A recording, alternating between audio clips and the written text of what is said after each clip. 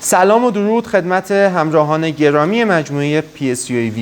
در این پست قصد داریم شما را به شکل مختصر و مفید با فرستنده های داخلی رادیو کنترلرها، یعنی این قطعه‌ای که در دست بنده ملاحظه می‌کنید، آشنا کنیم.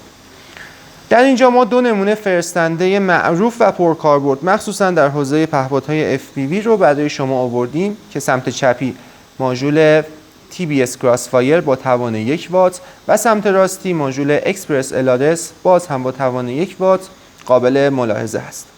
اینجا هم ما یک رادیو کنترل رادیو مستر باکسر رو داریم که به صورت فابریک از کارخونه این ماژول LRS روی اون نصب بوده که ما اون رو باز کردیم. اینجا هم ملاحظه میکنید که لیبل LRS روی اون زده شده و بنا به دلایلی قراره که اون رو به کراسفایر تغییر بدیم و طبیعتا اولین کاری که میکنیم این رو به صورت فیزیکی و میشه گفت مکانیکی باید یه جای صحیح، جانمای صحیح براش پیدا بکنیم.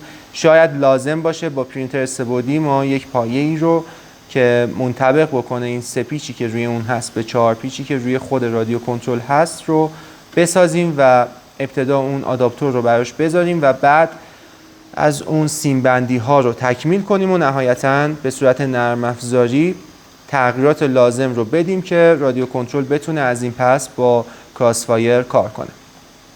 طبیعتاً در این نوع رادیو کنترلرها شما میتونید به صورت اکسترنال هم از ماژول کراسفایر یا هر ماژول دیگه‌ای که میخواید استفاده بکنید که البته در اینجا به دلایلی درخواست بر این بوده که ماژول به صورت اینترنال استفاده بشه. ما قاب کراسفایر رو باز کردیم و همینطور که میبینید برد اون رو به شکل خام در آوردیم و قرار نصب بکنیم و نهایتاً آنتن اون رو هم باید جانمایی مناسبی براش انجام بدیم و در اینجا کار ما به پایان میرسه.